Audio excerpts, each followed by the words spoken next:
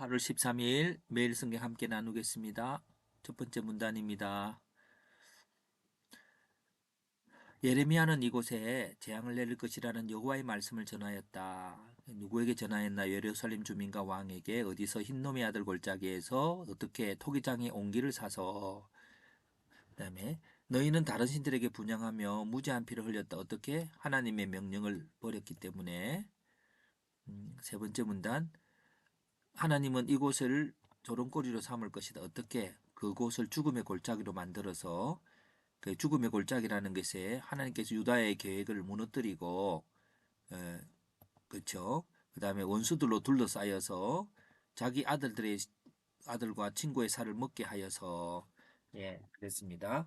근데 오늘 제가 요 금방 지웠던 그 부분은 이렇게 이런 글을 이렇게 읽으면서 이렇게 유다의 계획을 무너뜨렸다 할 때에 이제 죽음의 골짜기에서 생명의 능력으로 인간 지금 본문이나 성경 전체는 언제나 나의 의로 살아가는 결과가의 죽음, 예수 그리스도의 결과로 이루어지는 생명을 대조하고 있습니다. 그래서 요것과 요것을 그래서 연결하는 거죠. 요것과 요것을 연결을 하고 그래 이렇게 한번 적어보는 겁니다. 원수들로 둘러싸였다는 것을 원수들을 이기고 자유를 얻고요. 예, 자유를 얻고 아들이 친구 살을 먹는다 할 때 살도 예수 그리스도의 생명을 주셨죠. 자신의 살을 주셨다면 주셨죠. 그래서 그게 이게 서로의 살을 먹고 예수의 살을 먹는 이 비슷한 모습이지 않습니까? 그래서 그런 부분들을 이렇게 한번 연결해 보는 것입니다. 연결을 해서 이것과 이것을 연결을 한번 해서 대조를 해보는 것도 좋다고 봅니다. 그래서 이렇게 요약을 하다가 이런 생각이 들면 이렇게 뒤에 나름대로의 글을 담아보고 있습니다. 어, 하나님께서는 온기를 깨뜨리면 다시 완전하게 할 수 없다고 하셨다. 어떻게? 예레미야가 용기를 깨뜨리면서 자, 마지막 하나님께서는 이곳을 도배 땅처럼 되게 할 것이다. 왜? 그들이 다른 신들에게 제사하였으므로. 자, 성경에는 성경에서 말하고자 하는 핵심 내용이 있습니다. 그것을 찾아야 하는 것인데요.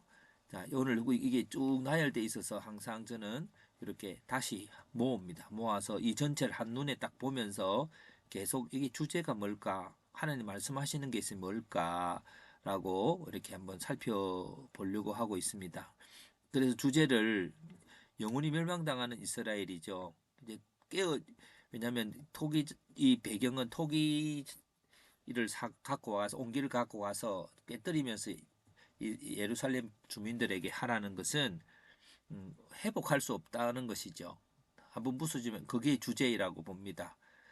그 회복할 수 없는 상태는 죽음의 골짜기처럼 되는 것이고, 그런데 그것이 주제가 아니고 회복할 수 없다는 것이 이 본문의 토기를 갖고 가서 깨뜨리면서 하나님이 그 계획들을 말씀하시는 거죠. 그래서 영원히 멸망당하는 이스라엘이라는 주제로 이렇게 멸망당하는 원리, 멸망당하는 이유, 멸망당한 상태, 상태는 조롱거리가 되는데 죽음의 골짜기가 왜 조롱거리와 죽음의 골짜기가 하위 레벨도 됐냐면은 인과관계이기 때문입니다. 조롱거리가 됐는데 그 이유가 죽음의 골짜기가 됐고 왜 죽음의 골짜기의 모습이 뭐냐면 원수들에 둘러싸이고 자기 자녀들이 살을 먹는 게 이방 나라 사람들도 잘 하지 않는 건데 그렇게 되어질 때에 하나님 믿는 백성들이 조롱거리가 되는 거죠. 그래서 이렇게 하면서 전체 주제를 항상 찾아봅니다. 그리고 그 다음에 이제 이게 부서진다는 단어를 가지고 부서진 이스라엘이라고 하는 제목으로 한번 나눌 수 있다고 봅니다. 부서진 이유는 다른 신을 섬겼기 때문이고 부서지게 한 존재는 어, 하나님이시죠. 하나님께서 계획을 부서뜨렸다고 하십니다. 그러니까 계획을 바꾸었다고 안 하고 부서뜨렸다는 표현을 쓰고 있는데요. 어, 그래서 아마 이게 토기장이의 부서짐이 계획이 부서졌다고 하는 것일 수 있습니다. 이스라엘 존재가 부서진 건 아니죠. 존재는 물론 우리가 부서졌다 할 수 있지만 그 계획이 부서뜨려진 거죠. 부서진 상태는 이렇게 살을 먹고 하는 이런 모습들이죠. 부서진 결과는 조롱이죠. 그게 이스라엘 백성들의 입장에서의 부서짐인데 사실은 이 본문에서 말하고자 하는 것은 하나님께서 계획을 부셔뜨렸다라고 하는 그것들로 연결해 볼 수 있어야 된다고 생각합니다. 이것과 이것이 연결되어져야 될 것이죠. 자, 그래서 이걸 계획을 부서뜨렸다는 것을 가지고 한번 쭉 글을 한번 써봅니다. 자, 우리는 부서진 존재로 살아갈 때가 있습니다. 그 부서짐이란 그리스도인 우리가 서로 사랑하고 존중해야 함에도 불구하고 서로를 죽이고 비난하는 상태가 되기도 합니다. 그래서 사람들에게 조롱거리가 되기도 합니다. 그렇게 된 이유는 그리스도를 버렸기 때문입니다. 그리스도는 우리에게 자신의 살을 주시고 부활 승리하셨으며 그 몸 안에서 서로가 영광을 돌리는 생명으로 또 자유인으로 살도록 하셨습니다. 이제 우리는 결코 나 자신의 율법을 행함으로 살아갈 수 없음을 인정해야 합니다. 우리는 율법 앞에서 사람들의 조롱거리가 될 수밖에 없습니다. 이제 하나님께서 새로운 것을 만드셨습니다. 그것은 그리스도 안에서 이루어지는 놀라운 구원의 계획입니다. 내 의로 거룩함으로 국함으로 얻고자 하지만 부서진 토기처럼 된 우리는 내 의로 거룩함을 얻고자 하는 것을 포기해야 합니다. 그래서 우리는 완전히 부서진 자이지만 그리스도의 구원 계획 속에서 새롭게 태어나고 거듭나서 그 복음의 약속 속에 살아야 합니다. 이렇게 해서 이 본문에서 어느 정도 정리된 것 속에서 쭉 글을 쓰면 제목이 부서진 삶이라고 하는 제목이 나옵니다. 이 앞에 부서진 이스라엘에서 부서진 삶이 되어진 것이죠. 그래서 똑같은 이유로 이렇게 부서진 삶이라고 하는 것은 부서진 즉의 한 존재가 하나님인데 계획을 부서뜨리셨어요. 소기를 부수듯이 계획을 부서뜨리셨어요. 배경은요.